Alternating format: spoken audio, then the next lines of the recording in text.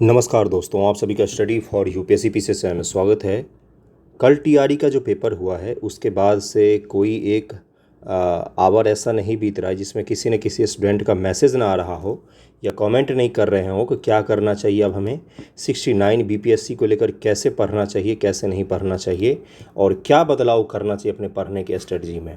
तो इसी चीज़ को लेकर ये वीडियो होगा। कोई ये वीडियो मैं बिना बात के नहीं बना रहा हूँ। इसके स्थान पर मैं रोज़ डेली न्यूज़पेपर डिस्कशन बनाता था, उसको छोड़कर मुझे इसे बनाना पड़ रहा है। तो आप इससे इसका इम्पोर्टेंस समझ सकते हैं कि कितना ज़्यादा इम्पोर्टेंट होगा आपके लिए, क्योंकि बहुत सारे बच्चे परेशान हैं। तो इसलिए मैं ये वीडियो बना रहा हूँ। दरअसल में होता क्या है, बच्चे पैनिक में आ जाते हैं पेपर देखकर कि ऐसा पेपर पूछेगा तो क्या होगा, फिर उस पेपर को दोबारा भी नहीं देखते हैं वो। समस्या ये है, थोड़ा सा मैं खुलकर बोलता हूँ, कभी भी ऐसा नहीं होता कि जो मुझे बोलना होता है चुप रह जाता है, ऐसा कुछ नहीं। खुलकर बोलना चाहिए, जो बच्चों की कमज़ोरी होती है वो उनको सामने बताना चाहिए हमेशा, ये अच्छी आदत होती है। तो पैनिक मत कीजिए। सबसे पहली बात तो पेपर जो था ये टीचर का था। टीचर के हिसाब से अगर पेपर का स्तर देखेंगे हम लोग तो कठिन था ये पेपर। वाकई टीचर के हिसाब से अगर देखेंगे, जिस हिसाब से टीचर के जो कैंडिडेट हैं, जो मास्टर साहब लोग बनना चाहते हैं, उनका जिस तरह का एजुकेशनल बैकग्राउंड होता है, सामान्य तौर पर मैं कह रहा हूँ, मैं ऐसा कतई नहीं कह रहा हूँ कि वो बिल्कुल होशियार नहीं होते। टीचर तो हमारे भविष्य निर्माता होते हैं भाई, वो तो सबसे सम्माननीय होते हैं। मेरे भी पिता शिक्षक हैं, टीचर है, तो मैं जानता हूँ इस चीज़ को। लेकिन मैं आपको ये कह रहा हूँ कि जो एग्ज़ाम लिया गया है बीपीएससी के द्वारा, कम से कम वो टीचर के हिसाब से मुझे लगता है कि थोड़ा सा कठिन था।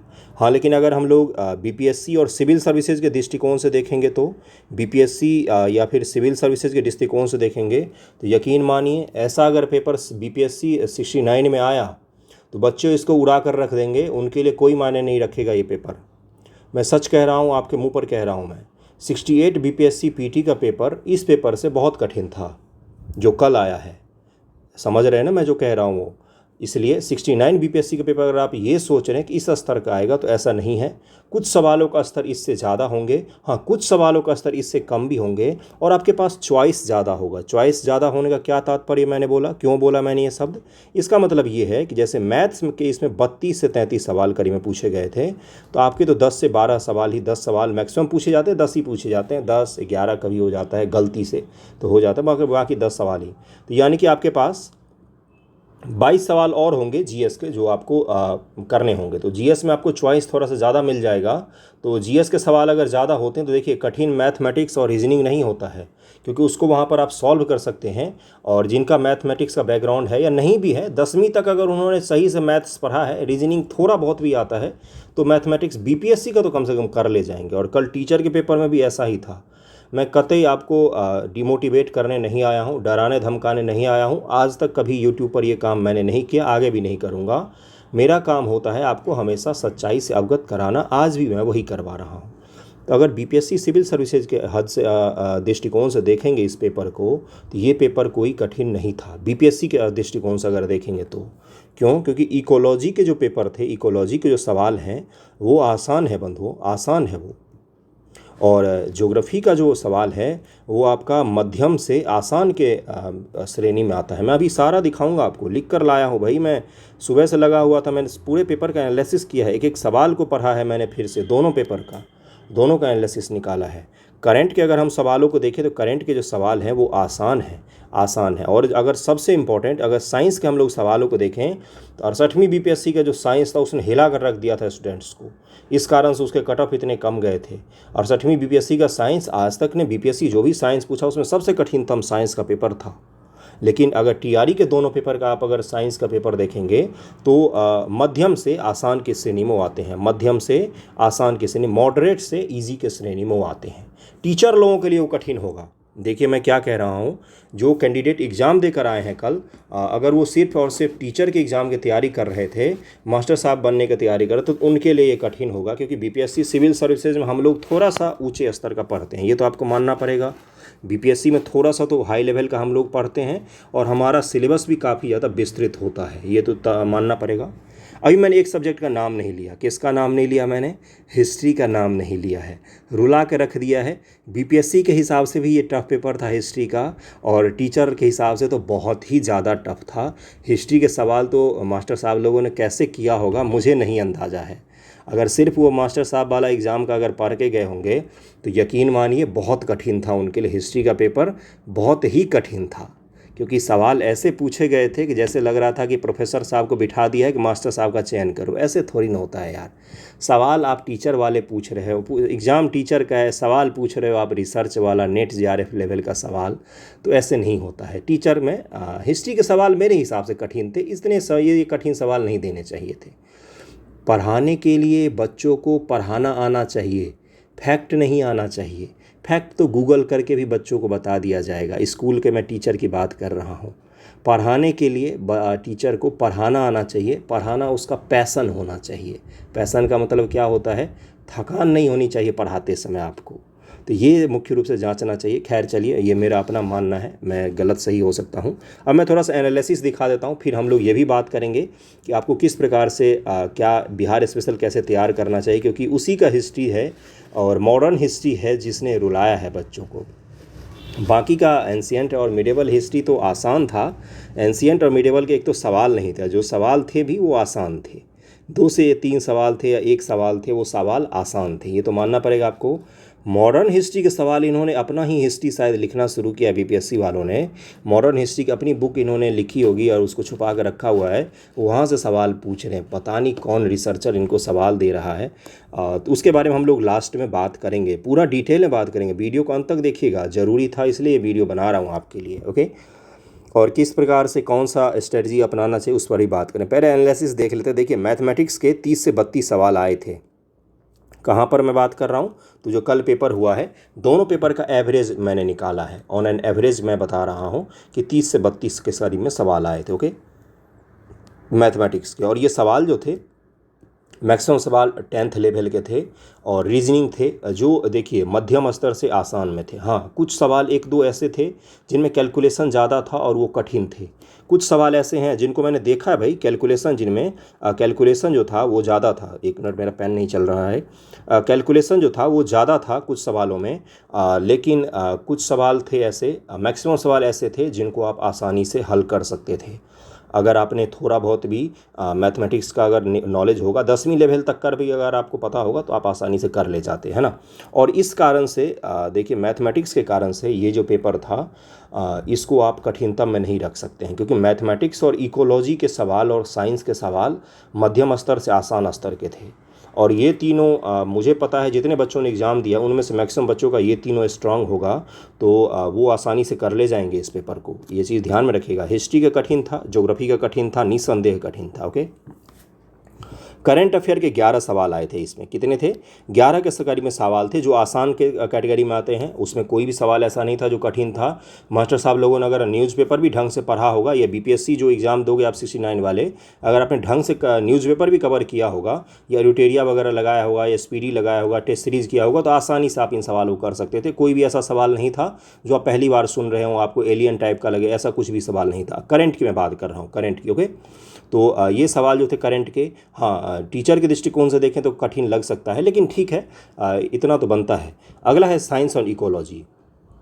देखिए बंधु, साइंस और इकोलॉजी को मैंने एक में मिला दिया है, लेकिन दोनों के सवाल के स्तर में थोड़ा सा डिफरेंस है। अगर इकोलॉजी की हम कंपेयर करें साइंस से, तो इकोलॉजी के जो सवाल हैं वो आसान में आएंगे। ये चीज़ ध्यान में रखिएगा। इकोलॉजी के जो सवाल हैं वो आसान में आएंगे बीपीएससी के दृष्टिकोण से।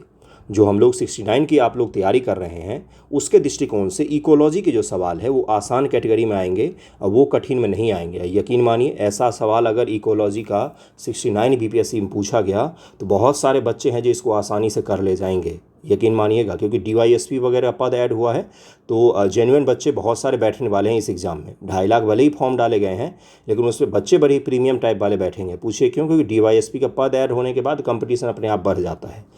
इकोलॉजी के सवाल तो आसान थे, लेकिन साइंस के सवाल जो थे वो मध्यम स्तर के थे। कुछ कठिन भी थे और कुछ आसान भी थे। जिनमें मध्यम स्तर के सवाल अधिक थे, आसान सवालों की संख्या कम थी और कठिन सवालों की संख्या भी कम थी। हाँ, लेकिन 68 बीपीएससी से अगर कंपेयर करेंगे तो साइंस के सवाल आसान थे। उसमें उसके कंपेयर करेंगे तो वो सवाल बिल्कुल ही अलग लेवल का था।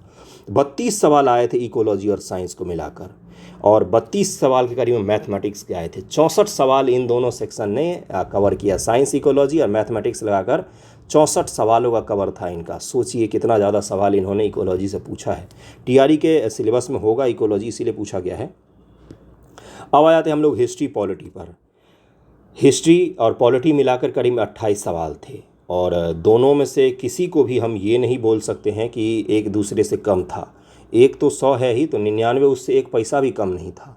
मतलब कि मैं ये कह रहा हूँ कि हिस्ट्री तो कठिन था ही, लेकिन पॉलिटी के सवाल जो हैं वो भी कठिन थे, वो आसान नहीं थे। कुछ सवाल ऐसे थे जिनको आप हिस्ट्री या पॉलिटी किस में रखें ये पता ही नहीं चलता था, इसलिए मैंने दोनों को मिलाकर बनाया है कि 28 के करीब में सवाल थे, जिसमें 8 से 9 के करीब में 7-8 सवाल जो थे वो पॉलिटी से थे और मैक्सिमम 18-20 सवाल जो थे वो कहाँ से थे, तो वो आपका हिस्ट्री से आया हुआ। दोनों पेपर का ऑन एवरेज में मिला रहा हूँ, ओके। जिसमें सबसे ज़्यादा जो कठिन था वो था आपका मॉडर्न हिस्ट्री। मॉडर्न हिस्ट्री जो बच्चों का सबसे बड़ा बैकबोन हुआ करता था बीपीएससी में, कि मॉडर्न हिस्ट्री अच्छे से पढ़ लो, बिहार स्पेशल हिस्ट्री अच्छे से पढ़ लो, करंट अच्छे से पढ़ लो और साइंस का थोड़ा सा एमसीक्यू लगा लो लूसेंट फुसेंट और चलो बीपीएससी पीटी पास कर जाएंगे। तो ये सपना आपका चकनाचूर करने वाली है बीपीएससी। मॉडर्न हिस्ट्री के सवाल जो बना रहा है ये रिसर्च करके कहीं से ला रहा है या पता नहीं क्या। हाँ, बिहार स्पेशल को हिस्ट्री के कुछ सवाल 2 से 3 सवाल आपको ऐसे मिलेंगे जो आसान हैं, लेकिन आपको मॉडर्न हिस्ट्री का बहुत ज़्यादा डीप पढ़ना चाहिए और ख़ास तौर से बिहार स्पेशल में भी आपको थोड़ा सा डीप पढ़ना चाहिए, क्योंकि वो खुद के सवाल ला रहा है। तो बहुत सारे बच्चे तो ये कंफ्यूज हैं कि बिहार स्पेशल से कठिन आए हैं। बिहार स्पेशल से तो कठिन आए ही हैं, लेकिन मैं अभी आपको सवाल भी दिखाऊंगा, लेकिन वो मॉडर्न हिस्ट्री का सवाल कठिन है जिसका बिहार स्पेशल से कोई लेना देना भी नहीं है। ऐसे सवाल भी कठिन आए हुए हैं। आप चंपारण सत्याग्रह के बारे में समझ रहे हो कि चंपारण सत्याग्रह से जो सवाल पूछा गया है वही कठिन था, तो नहीं बंधु, वो चंपारण सत्याग्रह से संबंधित नहीं है। वो बिहार स्पेशल में नहीं आएगा। वो मॉडर्न हिस्ट्री का डीप सवाल है, वो नेट का लेवल का सवाल है जो इरविन वाला पूछा गया है। वो जनरली नहीं पढ़ते हैं। एस के पांडे सर की बुक में है वो फैक्ट, लेकिन सामान्य तौर पर बच्चे उतना डीप जाकर नहीं पढ़ते हैं।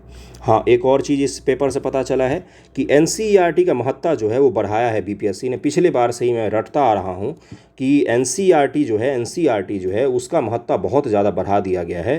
अगर जो लोग 70वीं बीपीएससी की तैयारी कर रहे हैं, सब कुछ छोड़ छाड़ के एनसीईआरटी जितनी बार पढ़ सकते हो पढ़ लो, आपका कल्याण होगा उसी से। तो मॉडर्न हिस्ट्री से कितने सवाल थे, मतलब हिस्ट्री और पॉलिटी मिलाकर करीब 28 सवाल थे। ज्योग्राफी में एक मिथ इन्होंने तोड़ दिया। कौन सा मिथ? कि बिहार स्पेशल ज्योग्राफी भी पढ़कर जाना चाहिए। बीपीएससी के लिए बिल्कुल पढ़कर जाना, क्योंकि वहाँ पर 20 से 22 सवाल और जीएस के होंगे, तो वहाँ पर बिहार स्पेशल ज्योग्राफी भी बिल्कुल आएगा। लेकिन मास्टर साहब लोग जो बिहार स्पेशल ज्योग्राफी पढ़ के गए होंगे तो उनको कोई खास बेनिफिट नहीं मिला है। क्यों? क्योंकि सवालों की संख्या बहुत ही कम थी। 1 से 2 सवाल ही हैं पूरे पेपर में बिहार स्पेशल ज्योग्राफी के। बाकी सवाल जो हैं वो वर्ल्ड ज्योग्राफी के बहुत सारे पूछे गए और फिजिकल ज्योग्राफी के बहुत सारे पूछे इन्होंने। निसंदेह इंडियन ज्योग्राफी के भी सवाल हैं, लेकिन वर्ल्ड ज्योग्राफी पर कुछ विशेष ध्यान दिया है। क्या ऐसा ही 69 में भी होगा? हमें नहीं पता, किसी को पता, किसी को भी नहीं पता। आपको क्या करना है, वर्ल्ड ज्योग्राफी, इंडियन ज्योग्राफी और फिजिकल ज्योग्राफी, इन तीनों को बराबर बराबर पढ़ के जाइएगा। खासतौर से इंडियन ज्योग्राफी और फिजिकल ज्योग्राफी को तो खूब अच्छे से पढ़िएगा। जब आप फिजिकल ज्योग्राफी अच्छे से पढ़ लेंगे ना, तो यकीन मानिए आपका वर्ल्ड ज्योग्राफी का बहुत सारा सेक्शन तैयार हो जाता है। अगर आपने ये पढ़ लिया कि दुनिया में कहाँ कहाँ पर ज्वालामुखी आए हुए हैं, कहाँ कहाँ पर कौन से क्षेत्र पाए जाते हैं, तो आपका लगभग में वर्ल्ड ज्योग्राफी ही तैयार हो जाता है। तो इस पर विशेष ध्यान दीजिएगा। बिहार स्पेशल ज्योग्राफी को भी पढ़िएगा। बिहार स्पेशल जीके से बड़ा जोर दे रहा है ये।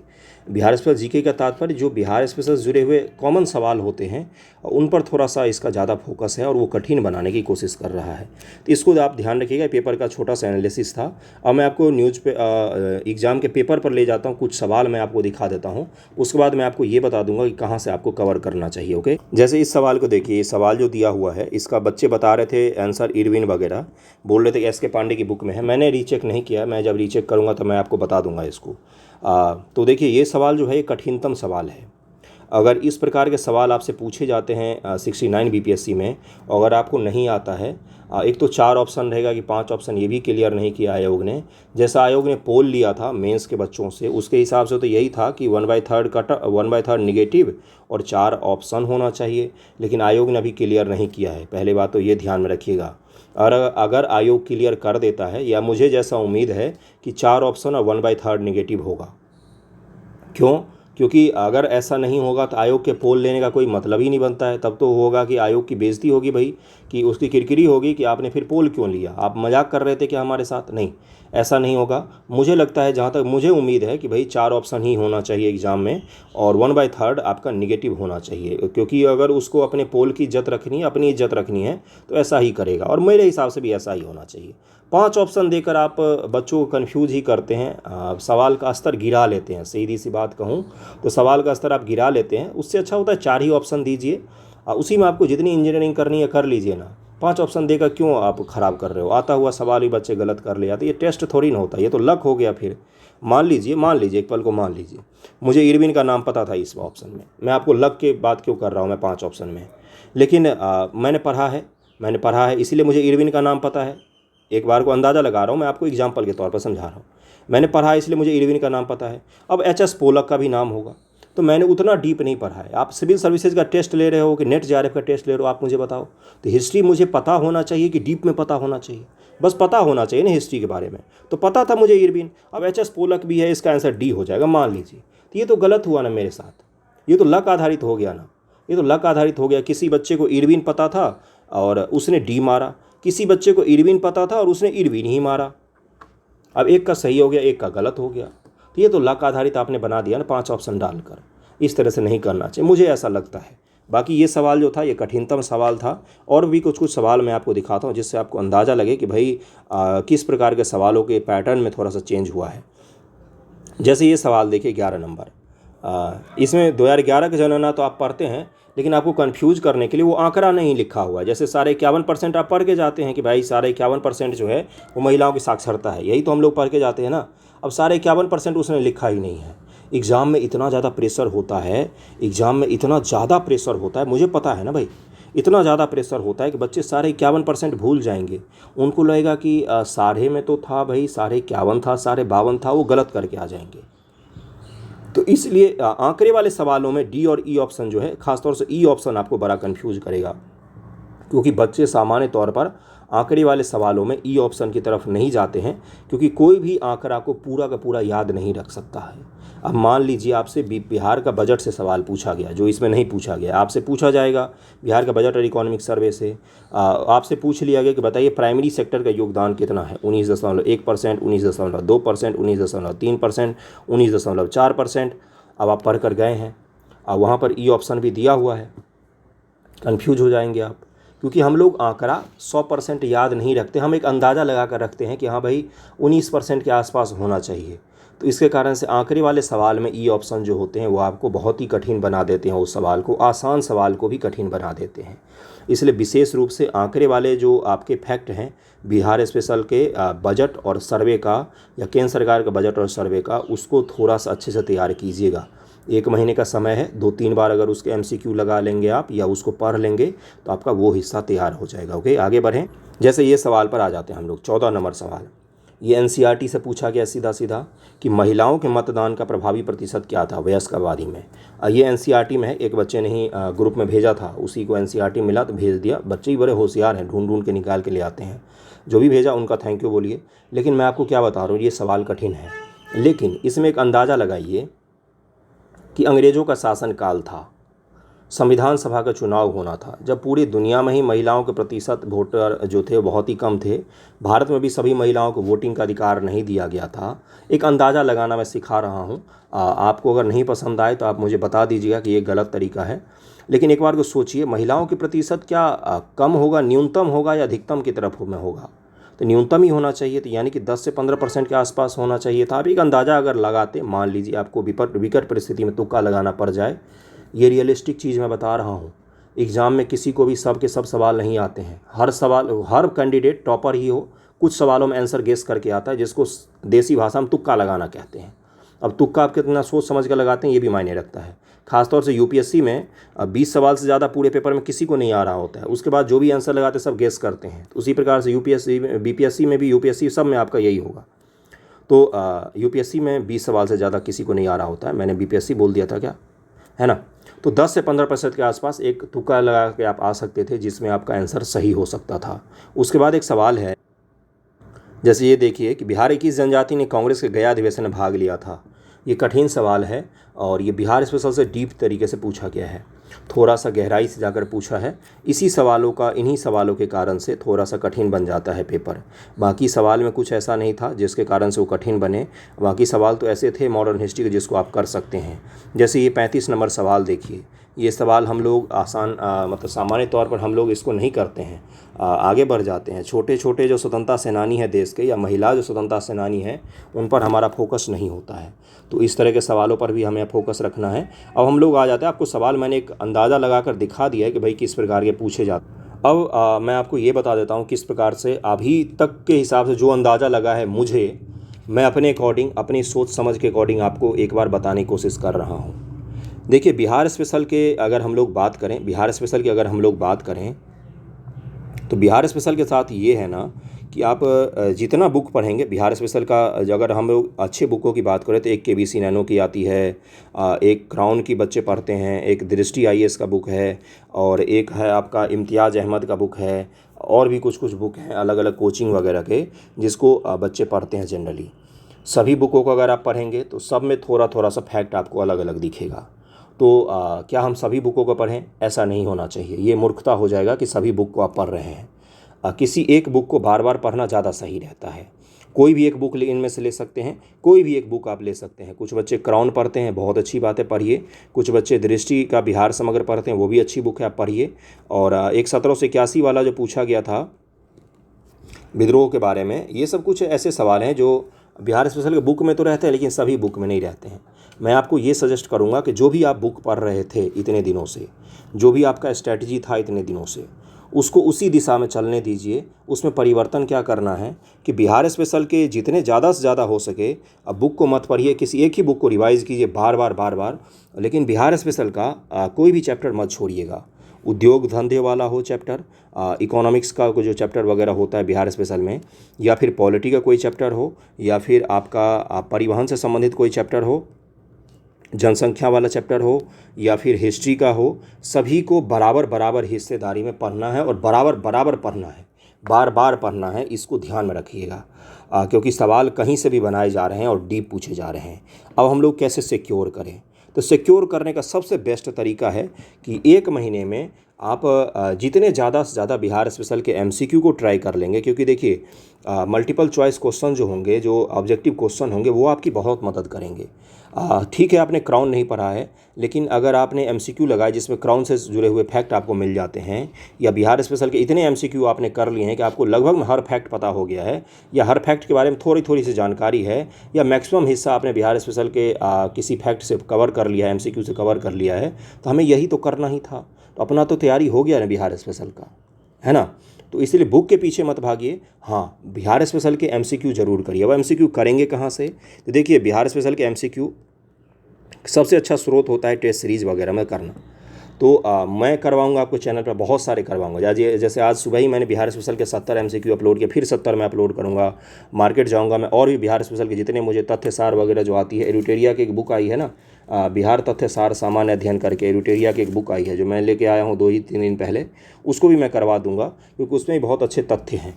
और भी अगर मुझे परफेक्शन का वगैरह का जो भी आता है, जितने एमसीक्यू मिलेंगे मैं करवाऊंगा। अगर आप खुद से कर सकते हैं मार्केट से ख़रीद कर तो कीजिए, सबसे अच्छा तरीका ये हुआ। लेकिन दूसरा तरीका आप सुनिएगा और दूसरे सब्जेक्ट को ध्यान से सुनिएगा। ज्योग्राफी के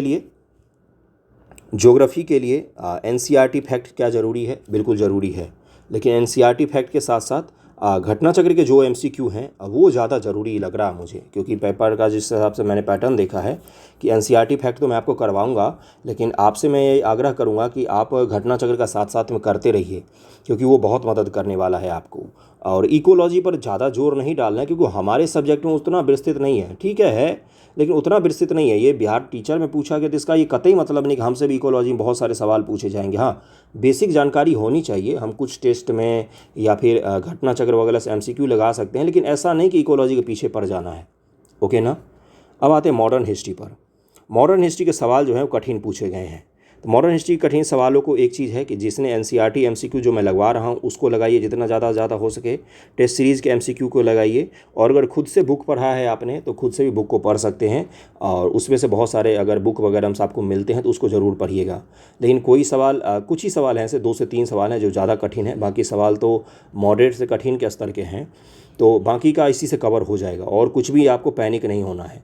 जो स्ट्रेटजी में क्या बदलाव करना है, कुछ बदलाव नहीं करना है, जो आप पढ़ रहे थे उसी को पढ़ते रहना है। बिहार स्पेशल के एमसीक्यू पर थोड़ा सा अधिक फोकस करना है, क्योंकि बिहार स्पेशल से थोड़े से कठिन और डीप सवाल पूछे जा रहे हैं, वो गलत नहीं होने चाहिए। और वहाँ पर जीएस के सवाल ज़्यादा होंगे, यानी कि बिहार स्पेशल के सवाल ज़्यादा होंगे, करंट के सवाल ज़्यादा होंगे, हिस्ट्री के सवाल ज़्यादा होंगे। 30 से 32 सवाल हिस्ट्री के होंगे। पॉलिटी के सवाल 17 से 18 के होते हैं, 12 के करीब में होते हैं, कभी कभी 10 भी हो जाता है। ज्योग्राफी के सवाल 14-15 के करीब में आते हैं। तो जीएस के सवाल बढ़ने से कठिनाई का स्तर थोड़ा सा बढ़ सकता है, लेकिन संभावना ऐसी भी हो सकती है कि भाई आसान भी हो जाए, क्या पता जो सवाल दे वो आसान हो जाए। लेकिन चूँकि कंपटीशन ज़्यादा है तो आप वर्स्ट कंडीशन को लेकर तैयार होकर जाना है। तो अलग अलग सब्जेक्ट का मैंने बता दिया है। साइंस के लिए कुछ भी नहीं करना है, एनसीईआरटी पढ़ते रहिए, एनसीईआरटी फैक्ट को लगाइए, उसके एमसीक्यू को लगाइए, और किसी भी चीज़ पर नहीं जाना है विशेष रूप से। पैनिक नहीं होना है, पेपर आया गया, पेपर आया उसके एमसीक्यू कर लिए गया। अब हमें अपने एग्जाम पर कंसंट्रेट कर जाना है। टीआरई का भी हम लोग तैयारी नहीं करते, हम लोग किसका तैयारी करते हैं, बीपीएससी का करते हैं। सीधी सी बात, ये हमारा पेपर नहीं था, अलग अलग पेपर के स्तर अलग अलग के होते हैं। ओके, क्लियर हो गया होगा। ये मॉडर्न का भी मैंने बता दिया, बिहार स्पेशल का भी बता दिया। करंट के लिए जो आप कर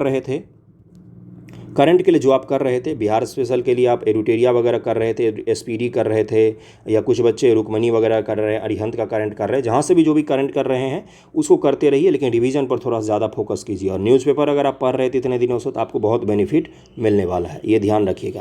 तो ये करंट का भी मैंने बता दिया है, हाँ, ज्योग्राफी का भी मैंने बता दिया है, हिस्ट्री का भी बता दिया है। लेकिन एक चीज़ का ध्यान रखिएगा, एंशिएंट हिस्ट्री के सवाल इसमें कम थे, और बिहार के एंशिएंट हिस्ट्री के सवाल सामान्य तौर पर आसान पूछे जाते हैं बीपीएससी में। इसलिए रिलैक्स होकर, चिल होकर पढ़िए, कोई ऐसा आपदा नहीं आ गया है। जो आप पढ़ रहे थे उसी को पढ़ते रहिए, लेकिन पढ़िए कंटिन्यू। ओके, और कोई दिक्कत हो तो आप मुझे मैसेज कर सकते हैं, बता सकते हैं। थैंक यू सो मच आप सभी का। ओके।